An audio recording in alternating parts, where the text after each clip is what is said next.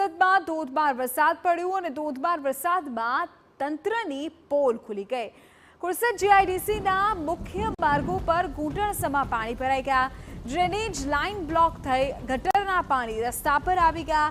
નાગરિકો આ ગંદા પાણીમાંથી પસાર થવા મજબૂર બન્યા છે। તંત્રની કામગીરી સામે હવે લોકોમાં રોષ ફેલાયો છે।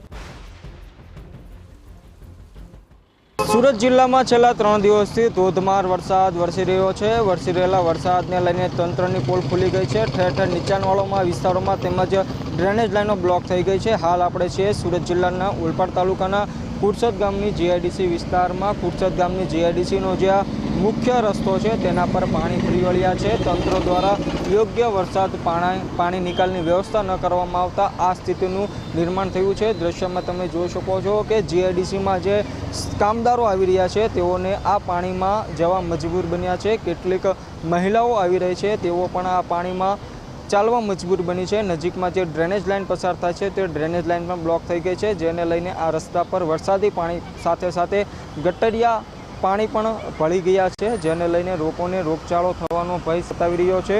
ઉલ્લેખનીય છે કે તંત્ર દ્વારા જે પ્રી મોન્સૂન કામગીરી કરવાની હોય તે કામગીરી ન કરતા આ પ્રકારના દ્રશ્યો જોવા મળી રહ્યા છે। હાલ તો વરસાદે વિરામ લીધો છે। જો વધુ વરસાદ વરસશે તો નજીકમાં જે દુકાનો આવેલી છે તે દુકાનોમાં પણ પાણી ઘૂસી જશે। એટલે ચોક્કસ જો તંત્ર દ્વારા કામગીરી નહીં કરવામાં આવે તો લોકો હેરાન પરેશાન થઈ જશે। કીમ માંડવી જે સ્ટેટ હાઈવે પસાર થાય છે, આ સ્ટેટ હાઈવેની જે ડ્રેનેજ લાઇન છે તે પણ છેલ્લા કેટલાક દિવસોથી બ્લોક થઈ ગઈ છે અને જે ગટરિયા પાણી છે તે લોકોની દુકાનોમાં, શોપિંગોમાં અને ઘરોમાં ઘૂસી રહ્યા છે। તંત્ર ઝડપથી આ ડ્રેનેજ લાઇન સાફ કરાવે અને આ વરસાદી પાણી અને ગટરિયા પાણીનો નિકાલ કરાવે તે હાલ જરૂરી બન્યું છે। મેહુલ ભોકળવા, TV9 સુરત।